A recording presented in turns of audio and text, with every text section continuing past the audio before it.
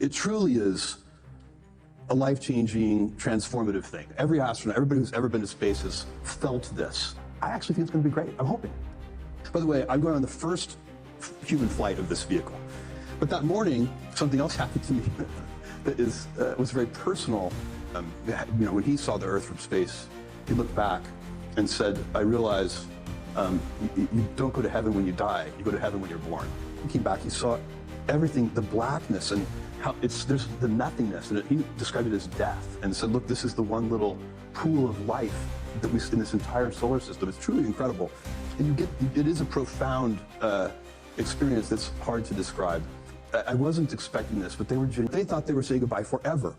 They wrote an article about my space plans, which I would tell everyone who would stand still long enough about. And those plans included what I still think, what I'm still working on, which is moving all polluting industry off Earth.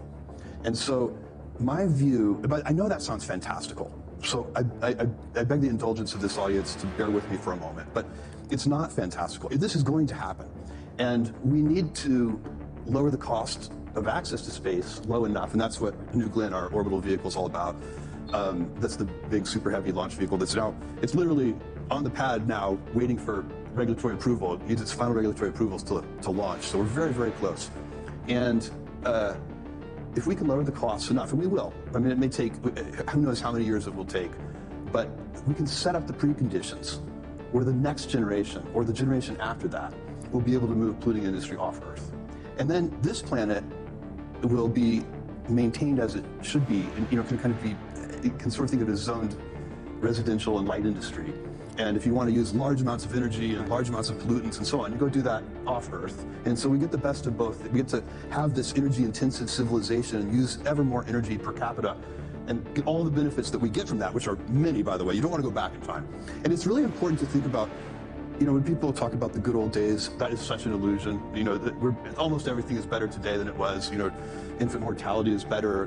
Global illiteracy is better. Global poverty is far better. Things really are better today. There's one exception to that, which is the natural world.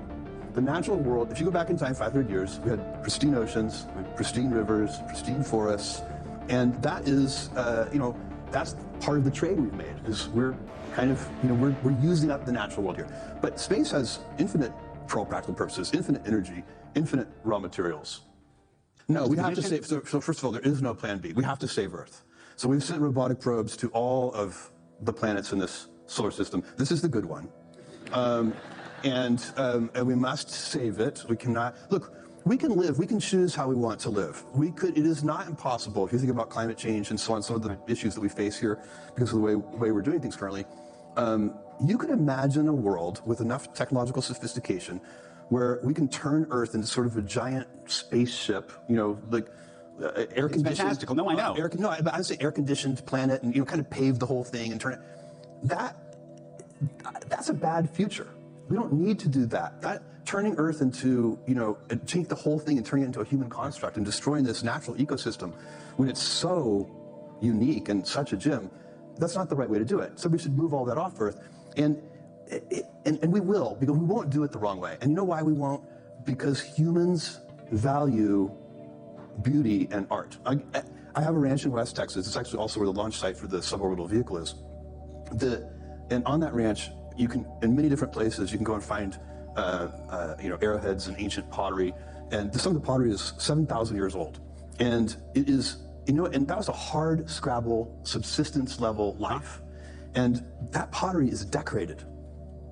So here are these people who are in a desert environment, scraping for water, food, and yet they're taking the time to paint their pottery.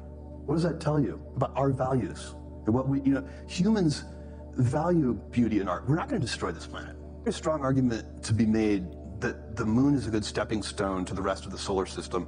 And the reason for that, because the moon has a much lower gravity level than the Earth, and because it has a lot of very important minerals, and also water in the form of ice in the permanently shadowed craters at the poles of the moon. And ice can be water can be converted into hydrogen and oxygen, which happen to be the very best, highest performing rocket propellants. And so you can, it takes, to raise a kilogram of mass from the Earth takes 28 times as much energy as raising that same kilogram from the moon.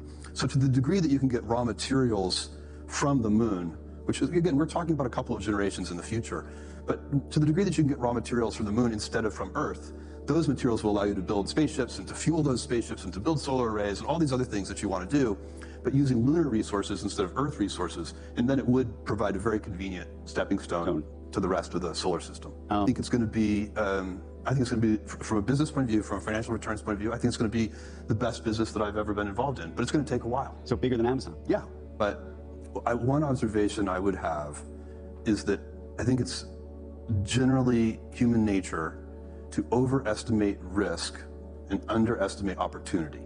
And so I think entrepreneurs in general, would be well advised to try and bias against that piece of human nature.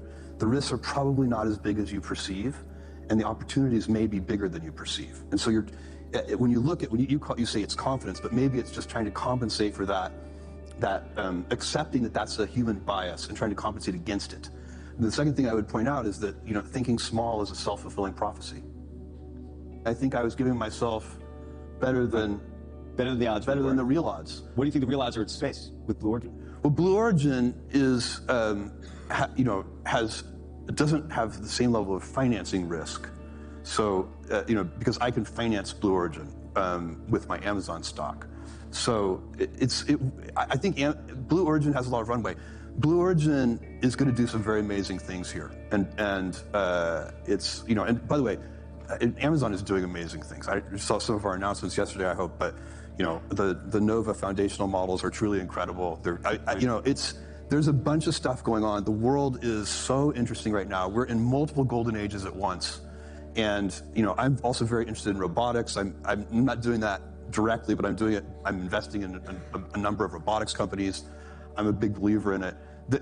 I think there's never been a more extraordinary moment to be alive. We're so lucky.